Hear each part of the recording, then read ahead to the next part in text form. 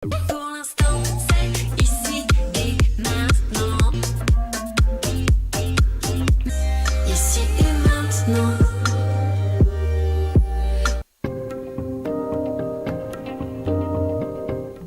Le site icietmaintenant.com vous permet d'écouter la radio et de nous voir aussi en vidéo sur Internet dans le monde entier. Le forum tout attaché.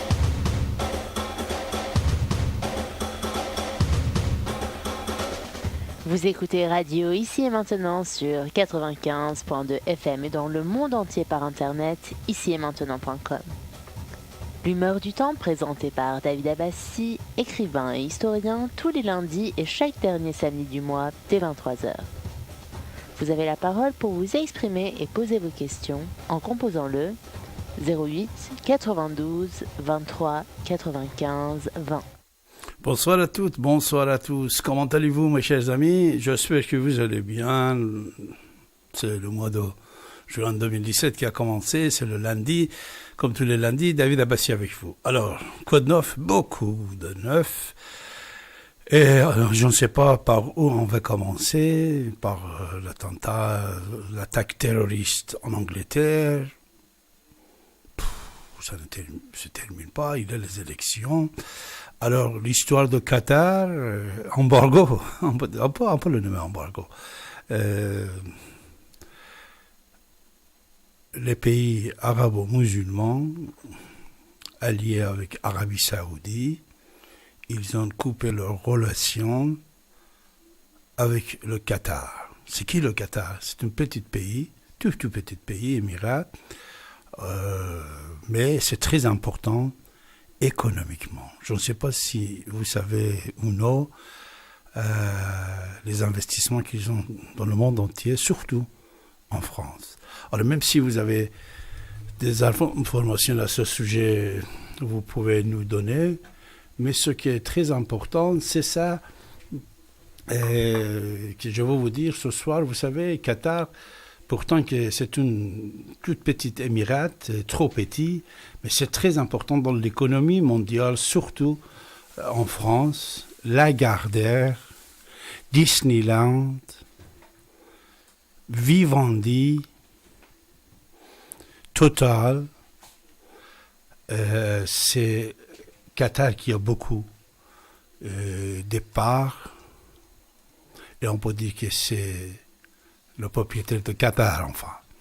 Sur Champs-Élysées, l'ancien Virgin, c'était racheté par eux, et plusieurs d'autres hôtels, immeubles parisiens, c'était acheté par le Qatar. Alors, les Saoudiens, avec les Égyptiens, Bahreïn, Émirats et les autres, ils ont considéré Qatar un pays terroriste, alors ils ont coupé leur relation avec. Mais tout le monde le sait. Jusqu'à aujourd'hui, comme pour la plupart des journalistes français et européens aussi, ils ont dit on n'a pas un terroriste qatarien, mais c'est vrai, peut-être c'est la finance. Mais cette finance aussi venait de la part d'Arabie Saoudite. Il ne faut pas oublier que l'Arabie Saoudite, Al-Qaïda, Taliban, Daesh, et tout ça aussi était financé par l'Arabie Saoudite. Alors, quelle sorte de terroristes ils sont contre? On ne sait pas.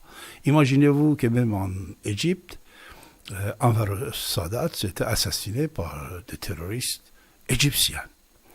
Et à Bahreïn, je ne sais pas si vous êtes au courant ou non, il y a une guerre, presque une guerre civile, pas une guerre, en tous les gens qui sortent dans la rue pour manifester. C'est l'histoire de tous les jours à Bahreïn. Alors, comment ça se fait que là-bas... Alors, ça, c'est des problèmes toujours pétrodollars, puisque M. Donald Trump, qui est allé visiter l'Arabie Saoudite, après, ils ont pensé, les Américains aussi, ils ont pensé, qu'est-ce que va nous apporter Qatar et ses alliés? Vous savez, c'est qui ses alliés? Ça, vous le savez, je crois. Je crois que vous le savez déjà pourquoi cet problème contre le Qatar. Ce n'est pas pour le Qatar même, c'est pour son copain, c'est pour son allié, c'est pour l'Iran. Si le Qatar est un allié assez fort avec la République islamique d'Iran, et on a demandé, comme on a demandé de Syriens à l'époque par Nicolas Sarkozy, par d'autres, on a demandé de quitter leur alliance avec la République islamique d'Iran. Et ils ne l'ont pas accepté, n'ont pas quitté. C'était les guerres. Et cette fois-ci aussi, Qatar, depuis déjà des années, avec son chaîne de télévision Al Jazeera. Vous savez, Al Jazeera, c'est très important, malheureusement. Ah, il y en a en anglais, vous pouvez regarder en anglais. Exactement, en anglais, il y en a. Mais la chaîne en arabe, depuis la création à ce jour, il menait un combat, on peut dire, contre les autres pays arabo-musulmans et il soutenait toutes les révoltes et révolutions et le printemps arabe, on peut dire, dans les pays arabo-musulmans. Il soutenait ça, c'est-à-dire, c'était une chaîne d'information que, vous savez, il était interdit plusieurs fois dans certains pays. Même on prétendait qu'il soutient le terroriste.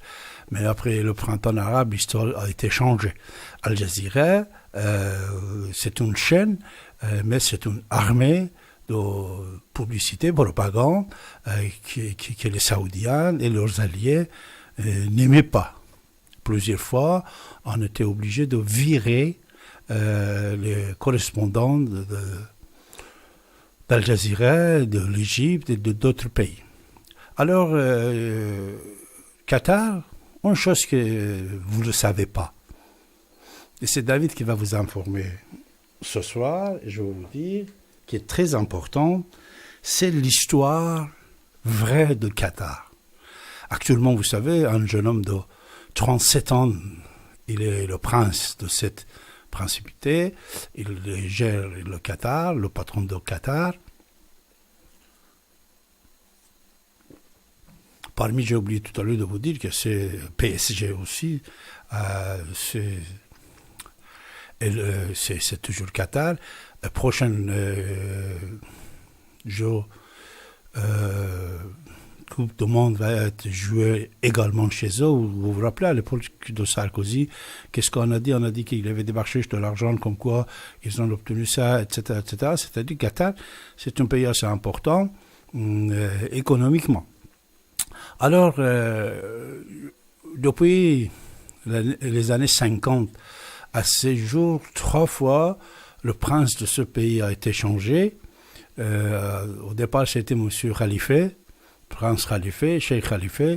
Après, c'est son fils, Hamd, qui va faire un coup d'État. C'est lui qui va prendre le pouvoir.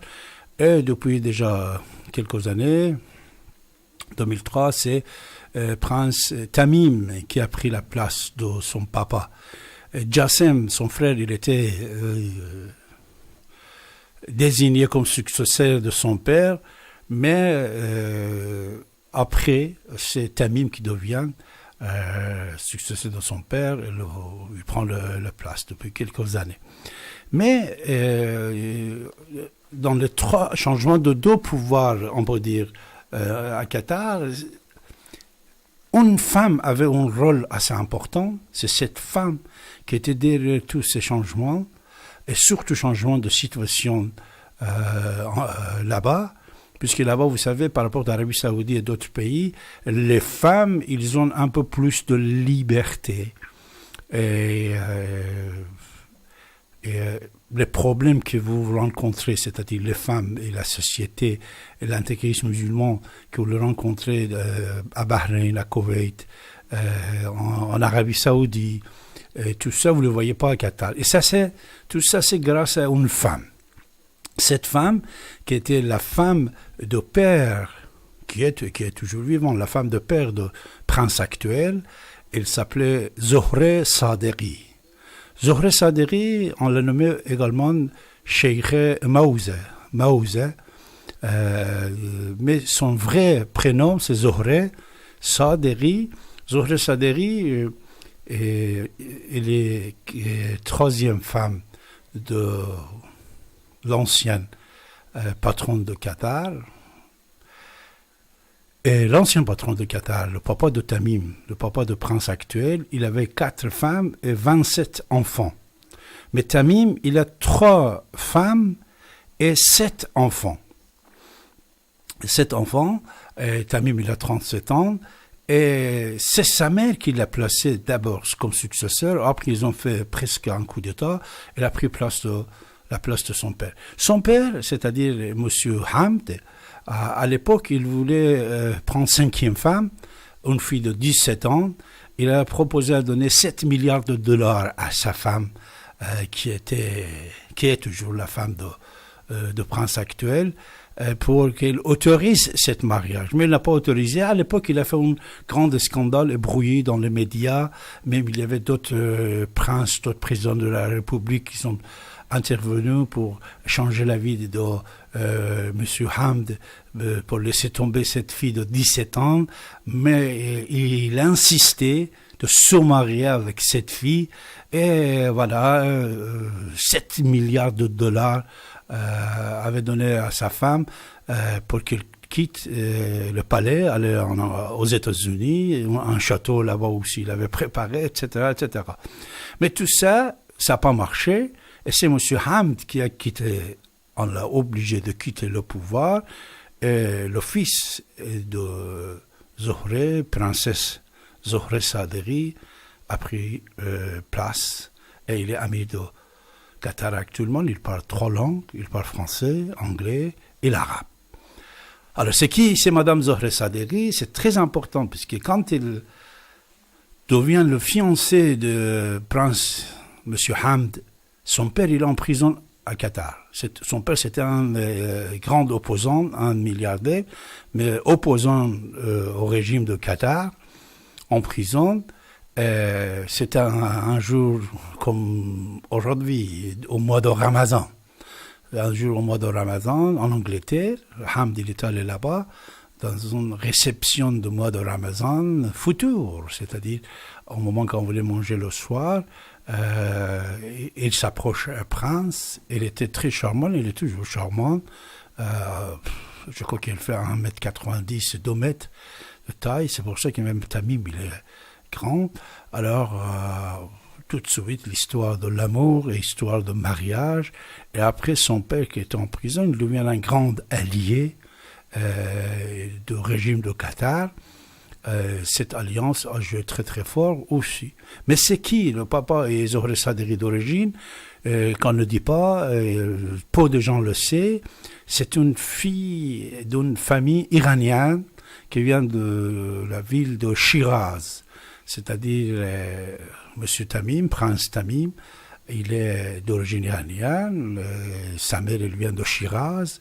Shiraz, c'est la ville la plus connue. Vous savez, en Iran, il y a des villes comme Ispahan, comme Shiraz, comme Mashhad, comme Tabriz, qui à côté de Téhéran sont très connues. Alors Shiraz aussi, c'est la ville de Hafez et de Saadi, la ville de poésie. Et Madame Zohreh Sadeghi, princesse Zohreh Sadeghi, maman de prince actuel de Qatar, elle vient de là-bas. C'est pour ça, peut-être, qu'il y a une relation entre l'Iran, la République islamique d'Iran et le Qatar était très très fort. Beaucoup d'investissements de deux côtés. De deux côtés et partout, c'est-à-dire quand je dis l'investissement, qu'il soit gaz, pétrole, bâtiments, banques, ils travaillent ensemble et toujours les Saoudiens, ils avaient ce problème-là avec les Qatar puisqu'ils n'ont pas pu avoir la main comme ils ont eu la main sur le Bahreïn, Koweït, Émirats et d'autres pays en payant de l'argent, mais puisque Qatar il en avait assez, il n'avait pas besoin de cet argent, et surtout cette femme qu'elle dirige, on peut dire, le Qatar depuis une quarantaine d'années, depuis 40 ans. C'est lui qui a mis en place son mari, il a succédé à son père.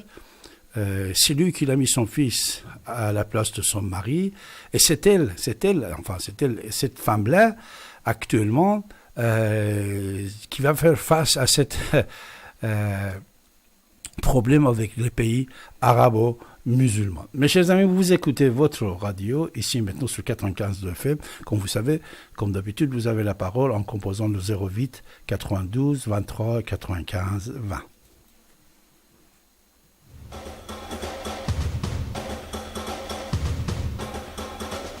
Vous écoutez Radio Ici et Maintenant sur 95.2 FM et dans le monde entier par internet, ici et maintenant.com.